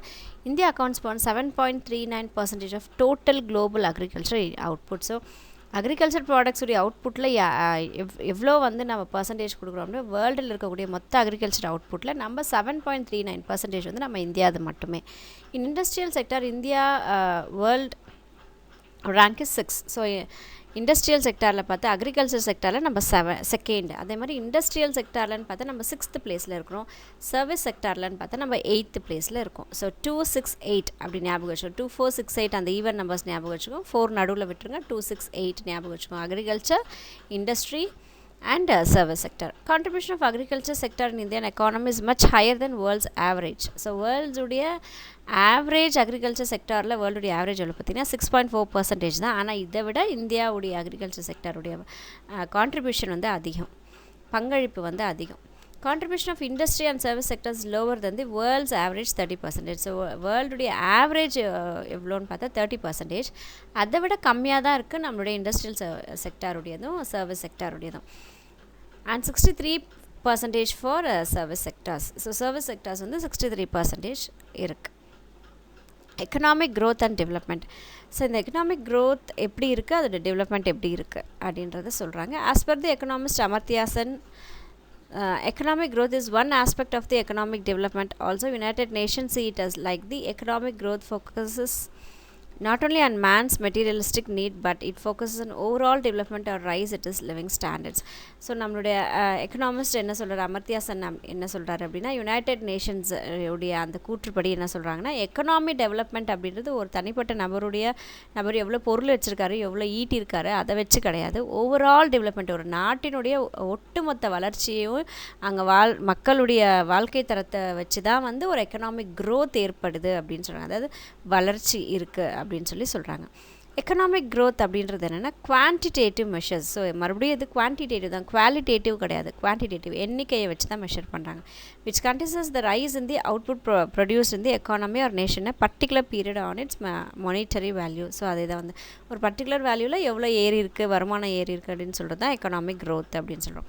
The key parameters of the economic growth in any economy are its gross domestic product. So முக்கியமான ஒரு எதை வச்சு வந்து ஒரு நாட்டுடைய வளர்ச்சியை சொல்லுவாங்க அப்படின்னா அந்த ஜிடிபியை வச்சு தான் சொல்லுவாங்க, கிராஸ் டொமஸ்டிக் ப்ராடக்ட்டை வச்சு தான் சொல்லுவாங்க. அண்ட் கிராஸ் நேஷ்னல் ப்ராடக்ட்டை வச்சு சொல்லுவாங்க. இங்கே கிராஸ் நேஷ்னல் ப்ராடக்ட்டுக்கும் கிராஸ் டொமஸ்டிக் ப்ராடக்ட்டுக்கும் இருக்கக்கூடிய வித்தியாசம் என்னென்னா, ஜிடிபியில் வந்து ஃபாரின்லேருந்து வரக்கூடிய வருமானத்தை சேர்த்த மாட்டாங்க. ஆனால் ஜிஎன்பியில் வந்து ஃபாரின்லேருந்து வரக்கூடிய இன்கம்ஸை கூட சேர்த்திப்பாங்க. which helps in measuring the actual size of the economy. So இது ஜிடிபி, ஜிஎன்பி இது ரெண்டுமே வந்து நாட்டினுடைய எக்கானமி என்ன லெவலில் இருக்குன்றது ரொம்ப கிளியராக சொல்லும். For example, we say GDP of India is 2.8 trillion USD and ranked 6th in global. So எக்ஸாம்பிளுக்காக சொல்கிறாங்க 2.8 trillion USD இருக்குன்றாங்க. ரேங்க்குன்னு பார்த்திங்கன்னா வேர்ல்டில் நம்ம 6th பிளேஸில் இருக்கோம் அப்படின்றத சொல்கிறாங்க. GDP of the United States of America is 19.3 trillion USD. So இதே யுனைடெட் ஸ்டேட்ஸ் உடையது 19.3 trillion and ranked 1. ஸோ நம்ம ரேங்க் 6ல் இருக்கோம், இவங்க வந்து நம்பர் 1 பொசிஷனில் இருக்காங்க, United States of America. It shows how much the production of goods and services has increased compared from last year in the quantitative manner. So இந்தியாவுடைய வளர்ச்சி எந்த அளவுக்கு இருக்குது அப்படின்றத சொல்கிறாங்க. It has many parameters to measure and few them are human resources. So நிறைய parameters இருக்குது. அதில் ஒரு முக்கியமான ஒரு விஷயம் என்னென்னா human resources.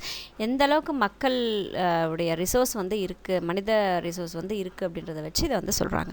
They are national resources, advancement in technology. So இதெல்லாம் வச்சு சொல்கிறாங்கன்னா நம்மளுடைய இயற்கை வளங்களை வச்சு டெக்னாலஜி எந்தளவுக்கு அட்வான்ஸ்மெண்ட்டாக இருக்குது, கேபிட்டல் ஃபார்மேஷன் எவ்வளோக்கு, எந்தளவுக்கு வருமானத்தை வந்து செலுத்துகிறாங்க, and political and social economic factors எல்லாத்தையும் வச்சு தான் வந்து இதை வந்து கேல்குலேட் பண்ணி சொல்கிறாங்க.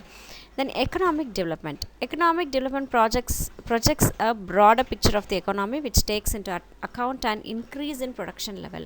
So economic development ஆயிருக்கு அப்படின்னா நம்மளுடைய ப்ரொடக்ஷன் லெவல் இன்க்ரீஸ் ஆயிருக்கா அப்படின்றத வச்சு தான் வந்து எக்கனாமிக் டெவலப்மெண்ட் ஆயிருக்கு அப்படின்றத சொல்கிறாங்க.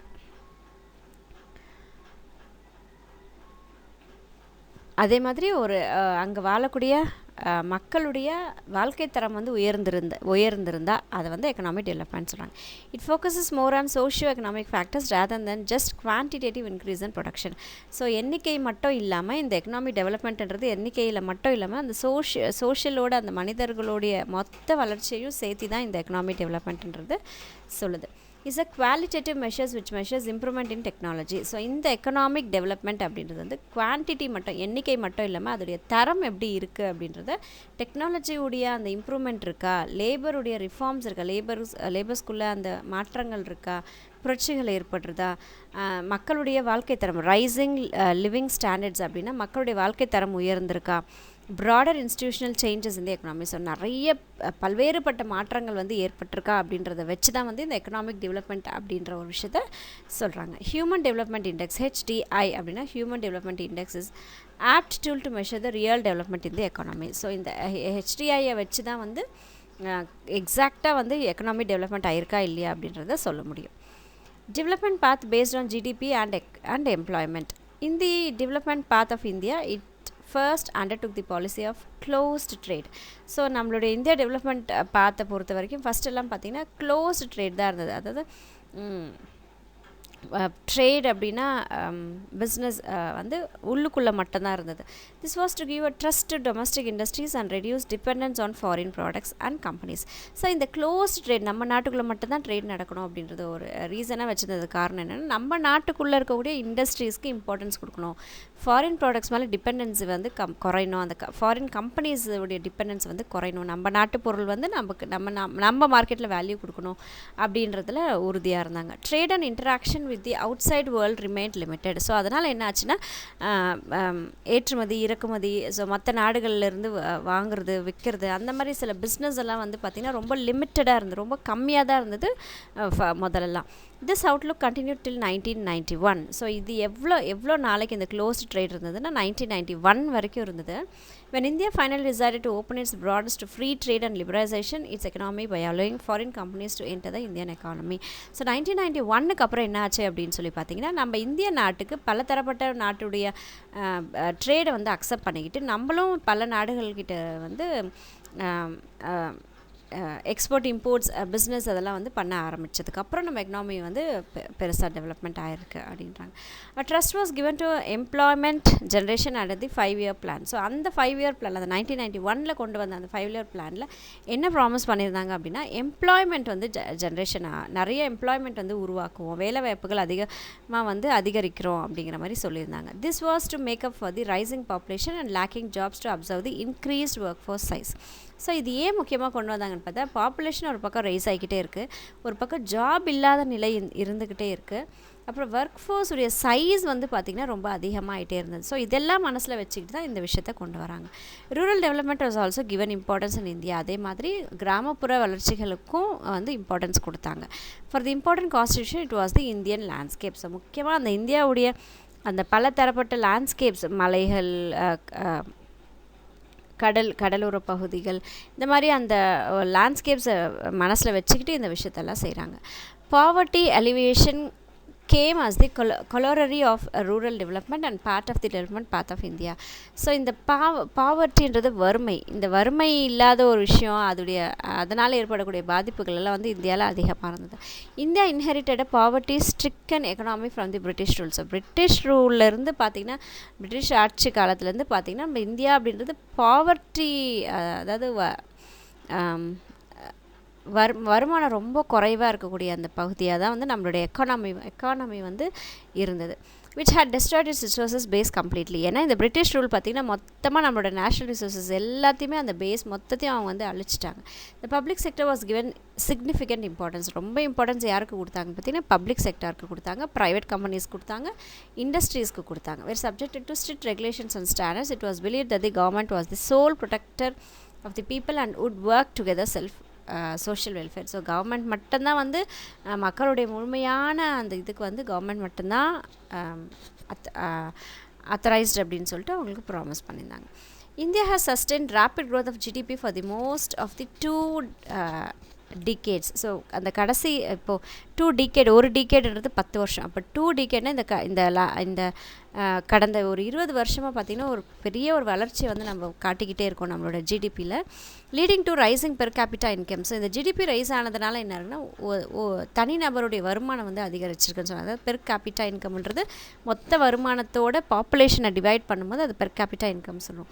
அந்த ரிடக்ஷன் இன் அப்சல்யூட் பாவர்ட்டி, இங்கே வறுமை அப்படிங்கிற அந்த பாவர்ட்டி வந்து இப்போ வந்து ரொம்பவே குறைக்கப்பட்டிருக்கு. Per capita incomes has double in 12 years. So 12 வருஷத்தில் பார்த்திங்கன்னா அந்த பெர் கேபிட்டா இன்கம் அப்படின்றது வந்து டபுள் ஆகிட்டுருக்கு அப்படின்னு சொல்லி ஒரு ஸ்டாட்டிஸ்டிக்ஸ் சொல்கிறாங்க. In per capita income placing India just inside the middle income country category. So per capita income வச்சு நம்மளுடைய இன்கம் எப்படி சொல்கிறாங்க அப்படின்னா மிடில் இன்கம் கண்ட்ரியாமா. ஸோ வளர்ந்த நாடும் இல்லை, வளர்ந்துட்டுருக்க நாடும் இல்லை, ரெண்டுத்துக்கும் நடுவில் இருக்குது அப்படின்றத கேட்டகரியில் நம்மள வச்சுருக்காங்க. Life expectancy at birth 65 years. So பிறக்கும் போது ஒரு மனுஷன் வந்து 65 years வாழ்வாங்க அப்படின்னு சொல்கிறாங்க. 44% of children under 5 are malnutritioned. So நம்மளுடைய பிறந்த 5 வயசுக்குள்ளே இருக்கக்கூடிய குழந்தையில் 44% ஆஃப் குழந்தைகள் வந்து மால் நியூட்ரிஷன்டாக இருக்குது. அதாவது சரியானபடி ஊட்டச்சத்து இல்லாத பிள்ளைகளாக வந்து இருக்காங்க.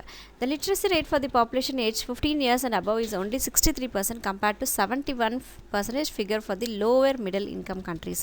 So lower middle income countries விட நம்மளது ரொம்ப குறைவாக இருக்குது. 63% அந்த 15 வயசுக்கு மேலே இருக்கக்கூடிய அவங்களுடைய அந்த எஜுகேஷன் குவாலிட்டி லிட்ரரி ரேட் அப்படின்னா எந்த அளவுக்கு படித்தவங்க இருக்காங்கன்னு பார்த்தீங்கன்னா வெறும் 63% தான் இருக்குது. ஸோ இதை லோ மிடில் இன்கம் கண்ட்ரீஸில் கூட பார்த்திங்கன்னா 71% இருக்குது. அதை விட நம்ம வந்து ரொம்ப குறைவாகவே இருக்கும்.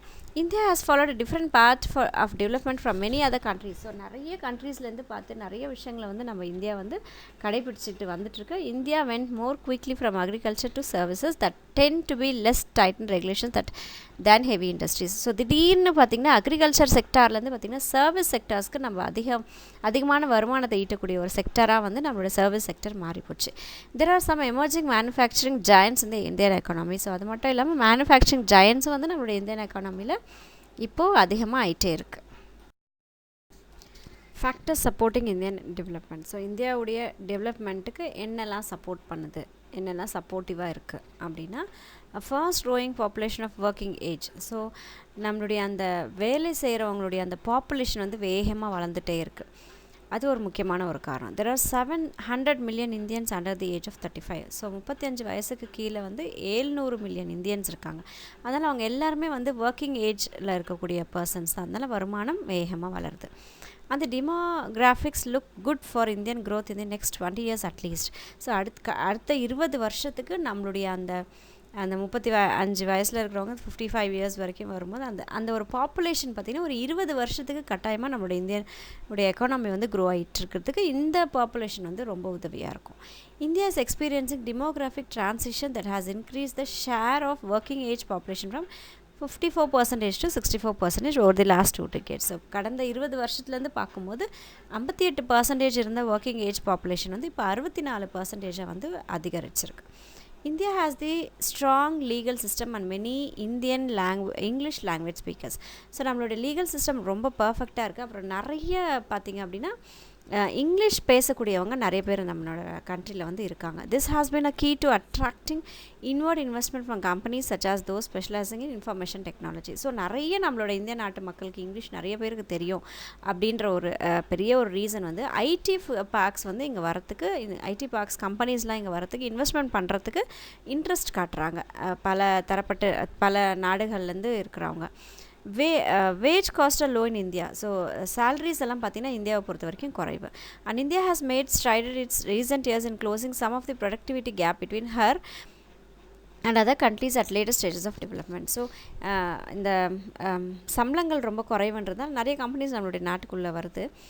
இந்த ப்ரொடக்டிவிட்டி கேப்பை வந்து குறைக்கணும் அப்படின்றதுல ஒரு ஆர்வம் வந்து காட்டிகிட்ருக்காங்க. India's economy has successfully developed highly advanced and attractive cluster of business in the technological space. So டெக்னாலஜியை பொறுத்த வரைக்கும் நிறையா வந்து அட்வான்ஸ்மெண்ட் கொண்டு வந்துட்டுருக்காங்க. அட்ராக்டிவாக இருக்கிறதுக்கு உண்டான பிஸ்னஸஸ் வந்து பண்ணிக்கிட்டு இருக்காங்க இந்தியாவில். For example, witness the rapid emergence of Bangalore as a hub for global software businesses. So அதுக்கு ஒரு எக்ஸாம்பிள் என்ன சொல்கிறாங்கன்னா, பெங்களூர் நம்மளோட கர்நாடகா ஸ்டேட்டில் இருக்கக்கூடிய பெங்களூர் அப்படிங்கிற ஒரு சிட்டி பார்த்திங்கன்னா சாஃப்ட்வேர் பிஸ்னஸ்க்கு ஒரு ஹப்பாக அந்த இடம் வந்து ஒர்க் பண்ணிக்கிட்டு இருக்கு. ஸோ டெக்னாலஜிக் ஸ்பேஸ் வந்து அதிகரிச்சுட்டே இருக்குது நம்மளுடைய இந்தியாவில். External economies of scale has deepened their competitive advantages many related industries. So external economies வந்து ஃபாரின்லேருந்து வரக்கூடிய அந்த எக்கனாமிஸ் வந்து ஒரு காம்படிட்டிவ் அட்வான்டேஜாக வந்து இந்த இடத்துல இருக்குது இண்டஸ்ட்ரீஸை பொறுத்த வரைக்கும். growth of GDP and economic policies. So GDP எப்படி வளர்ந்துட்டுருக்கு, எக்கனாமி அதை தொடர்ந்து பாலிசிஸ் என்னெல்லாம் கொண்டு வராங்க நம்மளோட கண்ட்ரியில் அப்படின்னா, many economic policies are been framed by the government of India since independence. So independence கிடச்சதுலேருந்து நிறைய பாலிசிஸ் கொண்டு வந்துக்கிட்டே இருக்காங்க. நம்மளுடைய எக்கனாமி வந்து உடைய ரேட் வந்து இன்க்ரீஸ் ஆகணும் அப்படின்றதுக்காக. அதில் ஒன்று முக்கியமானது பார்த்திங்கன்னா அக்ரிகல்ச்சரல் பாலிசி. ஸோ இது வந்து ஒரு கவர்மெண்ட்டுடைய ஒரு decision, set of government decision actions related to domestic agriculture. So இந்த பாலிசி, அக்ரிகல்ச்சர் பாலிசியை பொறுத்த வரைக்கும் இதோடைய முக்கியமான செயல் என்னென்னு பார்த்திங்கன்னா அக்ரிகல்ச்சர் தான். And imports of foreign agriculture products. அது மட்டும் இல்லாமல் நம்ம நாட்டில் விளையாத சில அக்ரிகல்ச்சர் ப்ராடக்ட்ஸை வந்து மற்ற நாடுகள்லேருந்து இறக்குமதி பண்ணுறாங்க. Governments usually implement agriculture policies with the goal of achieving a specific outcome in the domestic agricultural product markets. So mostly இந்த அக்ரிகல்ச்சர் பாலிசிஸ் எதுக்காக அவங்க கொண்டு வராங்க, அதோடைய மெயின் கோல் என்னன்னு பார்த்தீங்க அப்படின்னா, இந்த டொமஸ்டிக் அக்ரிகல்ச்சர் ப்ராடக்ட்ஸ் வந்து மார்க்கெட்ஸ்க்கு வெளியே கொண்டு வரணும், அதோடைய அவுட்கம் வந்து அதிகமாக இருக்கணும் அப்படின்றது அவங்களோட மெயின் கோல் வந்து அதுதான். Some overarching themes include risk management and adjustment, economic stability. So இதில் நிறைய தீம்ஸ் எல்லாம் இருக்குது. என்னென்னா ரிஸ்க் சமயத்தில் அந்த மேனேஜ்மெண்ட் பண்ணுறது, அட்ஜஸ்ட்மெண்ட் பண்ணுறது, அந்த எக்கனாமி வந்து ஸ்டேபிளாக வச்சுருக்கிறது, அதிகமாக குறையாமல் ஸ்டேபிளாக வச்சுருக்கிறது, நேச்சுரல் ரிசோர்ஸஸ் வந்து சரியானபடியாக யூஸ் பண்ணுறது, அந்த எக்கனாமி அந்த என்விரான்மெண்ட் வந்து சஸ்டைனபிளாக இருக்கணும், அந்த ரிசர்ச்க்கு டெவலப்மெண்ட்டுக்கெலாம் இது யூஸ் ஆகிற மாதிரியான இடமாக இதை வந்து மாற்றுறாங்க. And market access for domestic commodities. அதே மாதிரி இல்லாமல் இந்த டொமஸ்டிக் கமோடிட்டிஸில் வந்து நம்ம இந்திய நாட்டில் செஞ்சுக்கக்கூடிய அந்த கமோடிட்டிஸ், இந்த அக்ரிகல்ச்சர் மூலிமா வரக்கூடிய இந்த கமோடிட்டிஸ்க்கு வந்து ஒரு மார்க்கெட்டை வந்து உருவாக்கி கொடுக்குறது இந்த அக்ரிகல்ச்சர் பாலிசியுடைய முக்கியமான நோக்கம். சம் அக்ரிகல்ச்சர் பாலிசிஸ் ஆர் என்னெல்லாம் பாலிசி கொண்டு வந்திருக்காங்க அக்ரிகல்ச்சர் செக்டாருக்கு அப்படின்னா, ப்ரைஸ் பாலிசி. ஸோ இவ்வளோ தான் ப்ரைஸ் அப்படின்னு ஒரு கவர்மெண்ட் வந்து ஃபிக்ஸ் பண்ணி கொடுக்குறாங்க, அது price policy. Land reform policy, நிலங்களை வந்து ஒருத்தரே வச்சுருக்காமல் அது எல்லாருக்கும் டிஸ்ட்ரிபியூட்லாம் பண்ணாங்க, ஸோ அது land reform policy. Green revolution, அதிகப்படியான விளைச்சல் கொண்டு வரதுக்கு என்னெல்லாம் டெக்னாலஜி யூஸ் பண்ணலாம், அது green revolution. Irrigation policy, so தண்ணி பற்றாக்குறை ஏற்படும் போது அந்த ட்ரிப் சொட்டு நீர் பாசனம், ஸ்ப்ரிங்க்லிங் டெக்னாலஜி அதெல்லாம் கொண்டு வர்றது தான் வந்து இந்த இரிகேஷனல் பாலிசி. இரிகேஷன்னா தண்ணி பாய்ச்சிருது. ஸோ அதில் என்னெல்லாம் மாற்றங்கள் கொண்டு வந்தாங்க, அதுக்கு என்னெல்லாம் பாலிசிஸ் போட்டாங்க. And food policy, agriculture labour policy, agriculture labour செய்கிறவங்களுக்கு உண்டான வருமானங்கள் என்ன அதெல்லாம் சொல்கிறது. அண்ட் கோஆப்ரேட்டிவ் பாலிசிஸ், எல்லோரும் தன்னுடைய எல்லா விளைச்சல்களையும் கொண்டு வந்து ஒரு இடத்துல சேர்த்து அவங்களுக்கு உண்டான ஒரு கோஆப்ரேட்டிவ் பாலிசியை வந்து இந்த அக்ரிகல்ச்சர் பாலிசி மூலயமா எல்லாமே கொண்டு வந்தாங்க. அடுத்து industrial policy. Industrial development is a very important aspect of any economy. So எந்த ஒரு நாட்டினுடைய வருமானத்தில் வந்து இண்டஸ்ட்ரியுடைய டெவலப்மெண்ட் ரொம்ப முக்கியமான பங்கு வகிக்குது. It creates employment. என்னெல்லாம் இதனால் நமக்கு இந்த இண்டஸ்ட்ரியால் நமக்கு என்னெல்லாம் உருவாகுதுன்னா, எம்ப்ளாய்மெண்ட் கொடுக்குது, நிறைய பேருக்கு வேலை வாய்ப்பு கொடுக்குது. ரிசர்ச்காக இது வந்து நமக்கு ஹெல்ப்ஃபுல்லாக இருக்குது. Research and development leads to modernisation, ultimately makes the economy self sufficient. So மாடர்னைசேஷனை நிறைய எக்யூப்மெண்ட்ஸ்லாம் இந்த இண்டஸ்ட்ரிக்குள்ளே கொண்டு வரும்போது செல்ஃப் சஃபிஷியன்ட், அதாவது தனக்கு தேவையான எல்லா விஷயத்தையும் தானே வந்து ஃபுல்ஃபில் பண்ணிக்கிறது, அந்த ஒரு விஷயத்தை வந்து இண்டஸ்ட்ரியல் பாலிசிஸ் கொண்டு வராங்க. In fact industrial development even boost other sectors of the economy like the agriculture sectors, new farming technology and the service sectors. So இந்த இண்டஸ்ட்ரியல் செக்டார்ஸ் வளர்கிறதுனால அக்ரிகல்ச்சர் செக்டாரும் கூட வளருது. ஏன்னா அங்கே நிறைய வந்து புது டெக்னாலஜி எல்லாம் கொண்டு வரது இந்த இண்டஸ்ட்ரியில் உருவாக்கக்கூடிய அந்த மிஷினரிஸால் தான். ஸோ அதனால் இண்டஸ்ட்ரியல் செக்டாரும் இதனால் வளருது. அண்ட் சர்வீஸ் செக்டாரும் வந்து இந்த இண்டஸ்ட்ரியல் செக்டாரால் வளர்ச்சி அடையுது. It is also closely related to the development of trade. So அது மட்டும் இல்லாமல் அந்த பிஸ்னஸ்க்கு உண்டான ஒரு முக்கியமான ஒரு பங்கு வந்து இதை கொடுக்குது. Several industrial policies since 1948. So 1948லேருந்து நிறைய இண்டஸ்ட்ரியல் பாலிசிஸ் கொண்டு வந்தாங்க. அதெல்லாம் என்னென்னா, industrial policies on large scale industry, small scale industry அப்படின்லாம் சொல்கிறாங்க. ஸோ அதில் லார்ஜ் ஸ்கேல் இண்டஸ்ட்ரீஸில் என்னென்னலாம் கொண்டு வந்தாங்க அப்படின்னா, டெக்ஸ்டைல் இண்டஸ்ட்ரி பாலிசி. ஸோ அந்த டெக்ஸ்டைல் இண்டஸ்ட்ரியில் கொண்டு வந்த சில policies. Sugar industry, price policy of industrial growth. So price fix பண்ணுறது. And small scale industrial policy, சின்ன இண்டஸ்ட்ரீஸ்க்கு உண்டான பாலிசிஸ் என்ன. இண்டஸ்ட்ரியல் லேபர் பாலிசி, அங்கே ஒர்க் பண்ணக்கூடிய அவங்களுக்கு உண்டான ஒரு பாலிசி. ஸோ இதெல்லாம் வந்து கொண்டு வந்து அந்த ஒரு வளர்ச்சியை வந்து ஏற்படுத்துகிறாங்க. அண்ட் நியூ எக்கனாமிக் பாலிசி, புதிய ஃபைனான்ஷியல் பாலிசிஸ் கொண்டு வராங்க. என்னெல்லாம் அப்படின்னா, the economy of India had undergone significant policy shifts in the beginning of 1990. So 1990ல் பார்த்திங்கன்னா நிறைய புது பாலிசிஸ்லாம் கொண்டு வராங்க. This new model of economic reforms is commonly known as LPG. So அந்த 1990ல் புது எக்கனாமியுடைய ஒரு புரட்சி கொண்டு வராங்க. அது என்னன்னு சொல்லி பார்த்தீங்கன்னா எல்பிஜின்னு சொல்கிறாங்க. எல்னா லிபரலைசேஷன், பின்னா ப்ரைவேட்டைசேஷன், ஜின்னா குளோபலைசேஷன். ஸோ அந்த மாடலுடைய பேர் வந்து எல்பிஜி. நான் எப்போ கொண்டு வராங்கன்னா 1990 பிகினிங்கில். The primary objective of this model, இதோடைய முக்கியமான ஒரு நோக்கம் என்னென்னா, was to make the economy of India the fastest developing economy in the globe. So வேர்ல்டுலேயே வேகமாக வளரக்கூடிய ஒரு எக்கானமியாக வந்து இந்தியாவை கொண்டு வரணும் அப்படின்றத இதோட முக்கியமான ஒரு நோக்கம். With capability that help it match up with the biggest economies of the world. So வளர்ந்த நாடுகளோட ஒரு போட்டி போடுற விதமாக நம்மளுடைய எக்கனாமி இருக்கணும் அப்படின்றத இதோடைய முக்கியமான ஒரு நோக்கம். These economic reforms has influenced the overall economic growth of the country in a significant manner. So ஒட்டுமொத்த நாட்டினுடைய வளர்ச்சிக்கும் இந்த நியூ எக்கனாமிக் பாலிசி வந்து துணை புரிஞ்சுது. Some other policies in India. So இந்த industrial policy, economic policy, agriculture policies போக இன்னும் நிறைய பாலிசிஸ் இருக்குது இந்தியாவில். அதில் என்னென்னா trade policy, export import policy, international trade policy, domestic trade policy. So ட்ரேடுனாவே ஏற்றுமதி இறக்குமதி. ஸோ அதில் உண்டான சில பாலிசிஸ், முக்கியமான பாலிசி கொண்டு வராங்க. தென் எம்ப்ளாய்மெண்ட் பாலிசி, எவ்வளோ சேலரி கொடுக்கணும், அவங்களோட லிவிங் ஸ்டாண்டர்ட்ஸ் எப்படி இருக்கணும், அதெல்லாம் டிசைட் பண்ணுறது எம்ப்ளாய்மெண்ட்டுடைய policy. Currency and banking, so currency எப்படி இருக்கணும், அதோடைய பேங்கிங் செக்டார்ஸ்லாம் எப்படி இருக்கணும் அப்படின்றது சொல்கிறது. Then fiscal and monetary policy, அந்த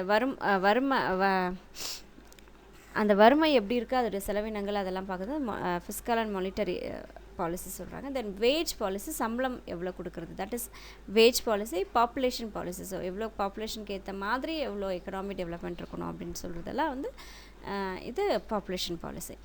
தென் GDP growth of India, so இந்தியாவில் ஜிடிபியோடைய க்ரோத் எப்படி இருக்குது அப்படின்னா, India's economic growth story since the 1990 has been steady, stable, diversified, resilient and reflects strong major economic fundamentals.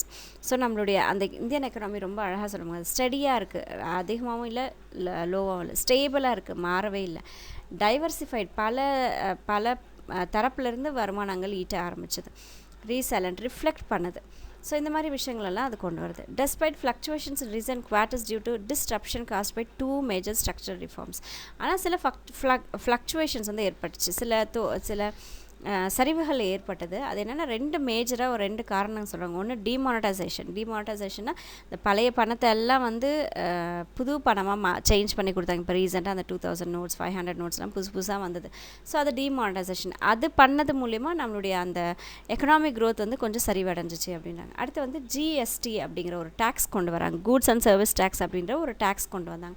So இந்த 2 விஷயம் பார்த்திங்கன்னா நம்மளுடைய இந்தியாவுடைய எக்கனாமிக் க்ரோத்தை வந்து கொஞ்சம் சரிவை நோக்கி தள்ளுச்சு. The World Bank projected a growth rate of 7.3% in the year 1819. So 1819 உடைய வருஷத்தில் பார்த்திங்க அப்படின்னா 7.3% வந்து வளர்ச்சி அடைஞ்சிருக்குன்னு சொன்னாங்க. அதே 1920 அந்த வருஷத்தில் பார்த்திங்கன்னா 7.5%, வெறும் 0.2% மட்டும்தான் ஏறி இருக்குது. ஸோ 0.2% 1920 காட்டுறாங்க. India's average economic growth between 1970-80 அந்த 10 வருஷத்துடைய ஆவரேஜ் க்ரோத் எவ்வளோன்னு பார்த்தீங்கன்னா 4.4% வந்து இருந்தது, விச் ரைஸ் பை 1.2 5.4% பிட்வீன் 1920. அதே 1990 2000 வரைக்கும் பார்த்தீங்கன்னா வெறும் 1% தான் ஏறி இருக்குது. அந்த 10 வருஷத்தில் 4.4 இப்போ 5.4% அது இன்க்ரீஸ் ஆயிருக்கு. ஸோ இந்த ஸ்டாட்டிஸ்டிக்ஸை வந்து கொஞ்சம் பார்த்து வச்சுக்கணும், ஏன்னா 1 வேர்ட்ஸில் கட்டாயமாக கேட்பாங்க. According to IMF,